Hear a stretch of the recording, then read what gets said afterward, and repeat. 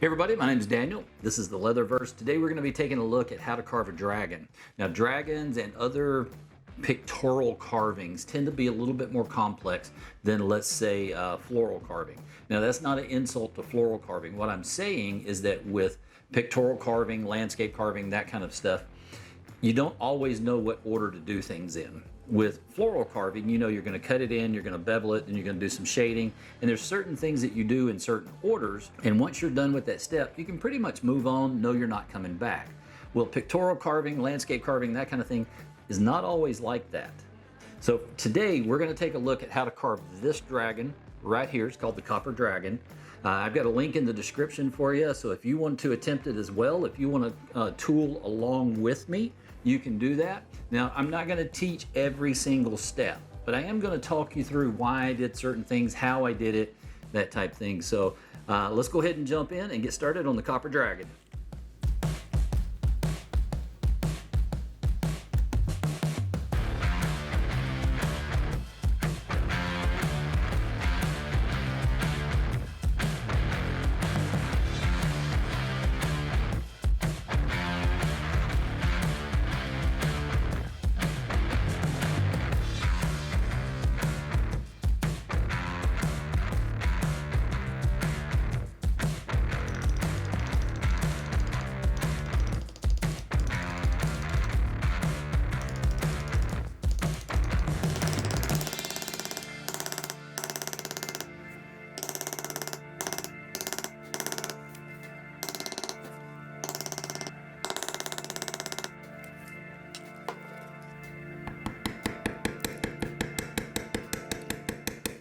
And I want this to be a pretty stark contrast between the lip and the teeth.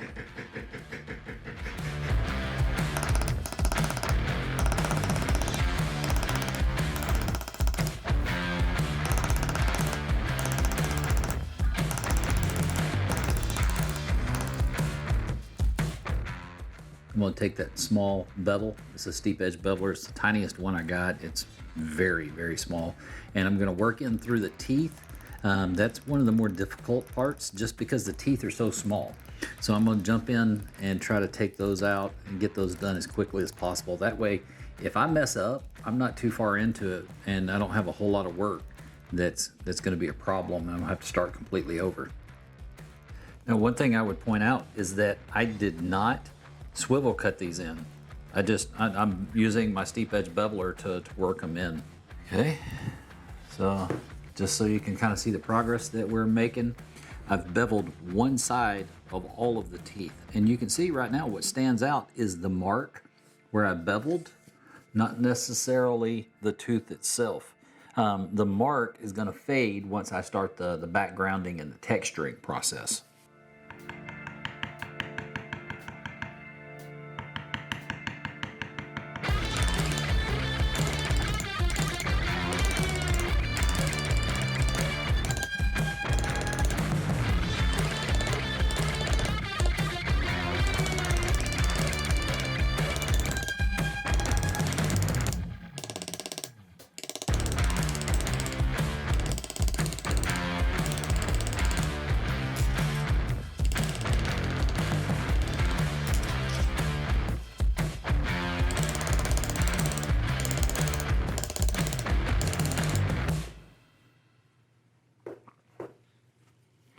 Now we're going to go in with a traditional beveler and I'm just going to start working through the scales. For this, I'm working anything that needs shading. That's the thinking behind this, is I want to work areas that would have a crisp edge on one side, but shaded and a softer edge on the other side.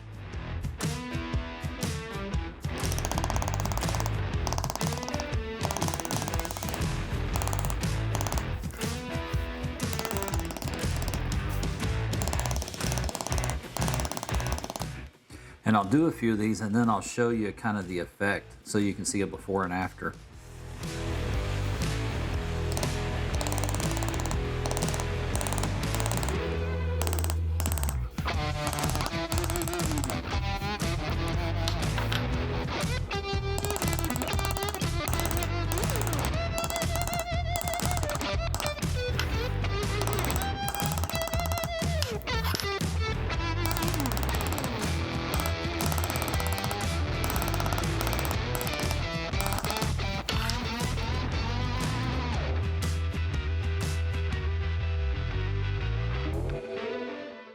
All right, let's kind of take a break and see what we've done so far. We went through and we beveled everything with a steep edge beveler. That gave us a really crisp edge. Then I went back with a traditional beveler and we started with the scales. And the idea here was we wanted to give that shadowed area on the low side, have a crisp edge on the high side. From there, I started working my way around the edge. So a couple of things to note, when I got to areas like this, I want to have the lower scale sitting higher. I think I missed a spot right there. I need to finish that. So I want to have the lower fin sitting a little higher, which means the shadow needs to go on top of it. And you just want to walk that back up in there just like you were doing any other kind of line. Let's say this is a vine in a floral piece or something like that, where you're going to walk it up through there and just fade it out as you know, like you would any other time. This area here, what I'm going to do now, there's a few places in here where I still need to go back and finish the beveling.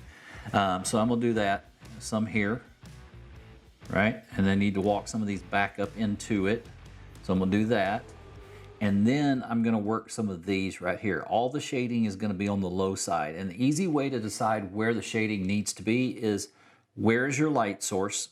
And for us, the light source is coming from this side, right? So all the shadows would be over here somewhere.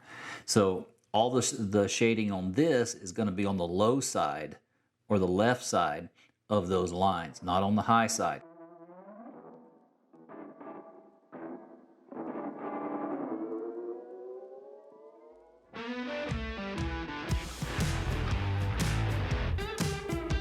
Now what I'm going to do is, we've got the tooling border that's out here. I don't have a push beveler, so I have to do it by hand. So I'm going to bevel all the way around this. And then I'm going to start working in the backgrounding. I just want to add some texture to this. It's going to separate the dragon from the background. That's very important. So I'm going to do the beveling here, and then I'm going to come in with a large backgrounder just to add some texture to this. Let's go do that.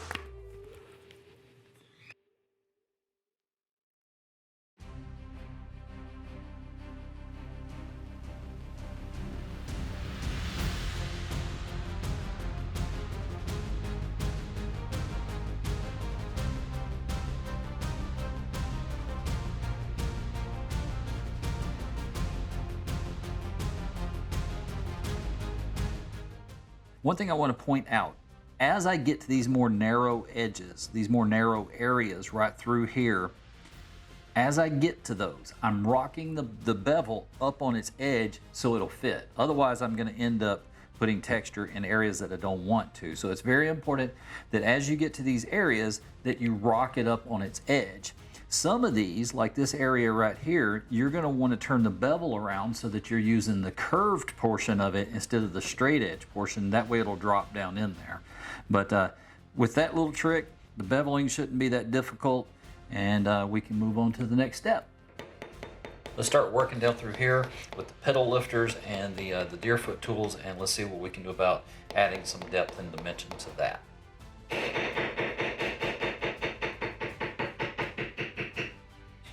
All right, so when I start doing pedal lifting and that kind of thing, especially some of the extreme lifting, I like to have a lot of moisture in the leather, much more than what's here, so I'm gonna add some more moisture to it.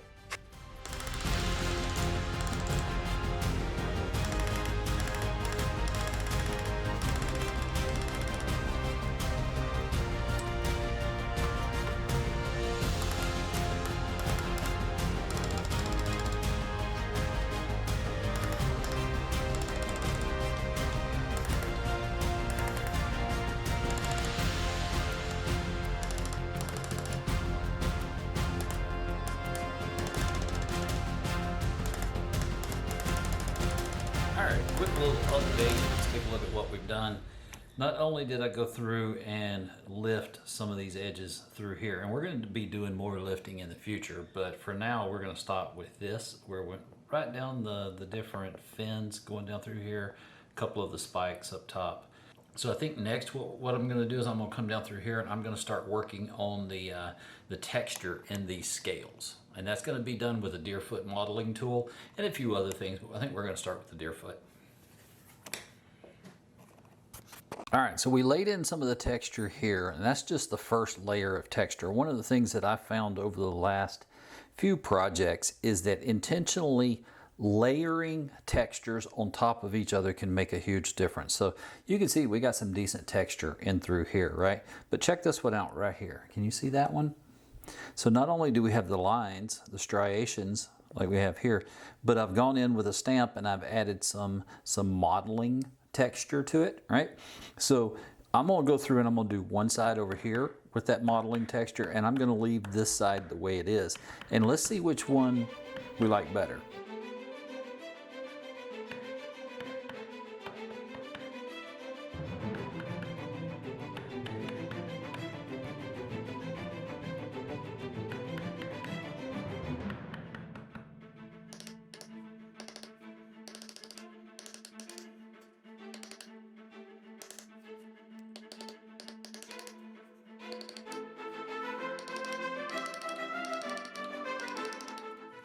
Okay, so let's take a look, see what we got. So down through here is where I put the texture. I went heavier in the shadowed area, so any area where you would have a shadow, I went much heavier. So that'd be the crease lines here, but where the joints come together. Any of these indentions, I went a little bit heavier in the texture. In the areas where you would have a highlight, light tends to wash out detail. So if you've got a highlight there, I went a little lighter on the texture. Over here you can see all we have here is just the striations, right? So when I go back through, I'm going to go through and I'm going to treat this as the highlighted area, which means this area is not going to have as distinct of a modeling texture on top of it, although it's going to have some in it. And what we're going to end up creating, we may have to go over it more than once. What we're going to end up creating is a more textured area and a more highlighted area through here. So let's do that.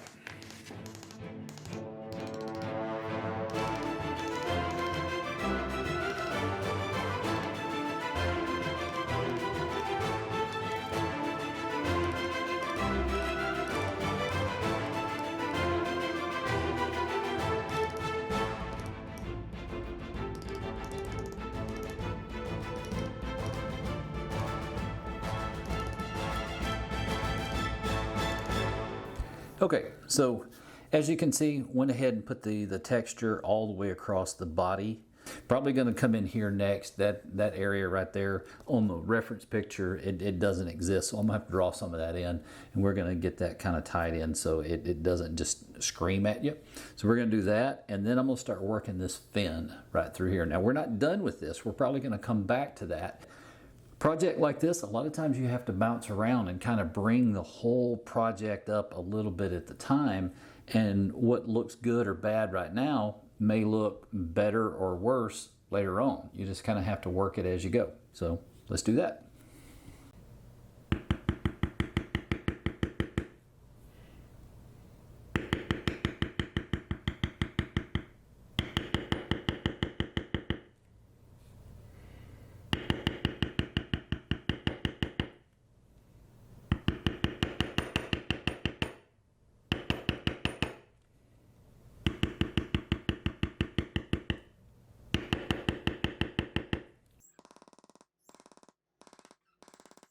All right, so I went through and I worked some of the different spikes here to round off those edges and create a more defined area. I'm going to go back in with my traditional bevel, and I'm not done with that.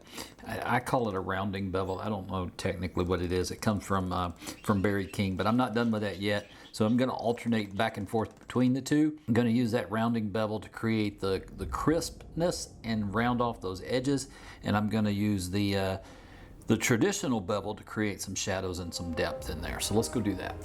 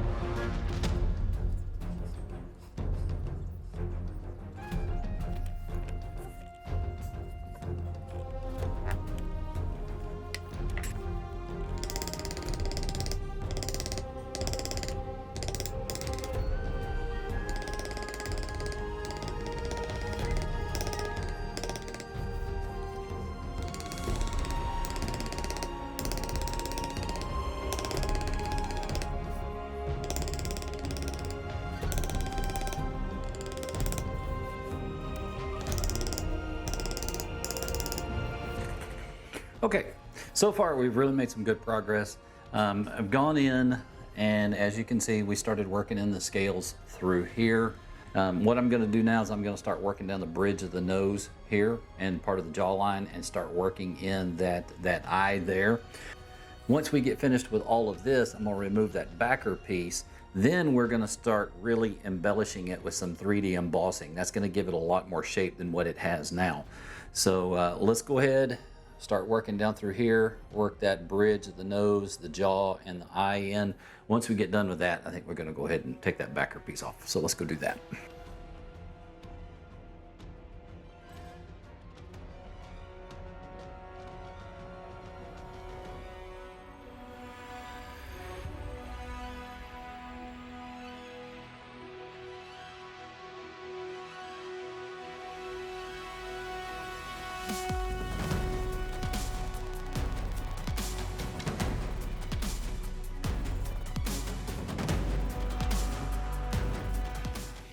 Okay, so we just finished the carving portion of the dragon. As you saw, we did the stretching, which is called embossing, from behind the leather. I did the filling offline, right? I wanted to do that off camera because I learned that technique from Jim. Jim sells that class on his website, elktrackstudio.com. And I don't want to take money out of his family's pocket. Now, I've got a class coming up that I'm going to be teaching on my website that has a lot of variations on the technique, enough that it makes it a totally different technique. And I don't feel like that will be taking money out of Jim's pocket. But this right here, I didn't want to show it because I felt like I'd be taking money out of his pocket. I'm sure you understand there. If you want to learn this technique, jump over to his website. I'll put a link in the description. That way you can learn how Jim teaches it. From here, I don't really have a clear mental picture of what I want it to look like as far as color goes. Because I don't have a clear mental picture of what I want it to look like, I'm going to start with the simplest one, the one that has the least consequences, and we'll go from there.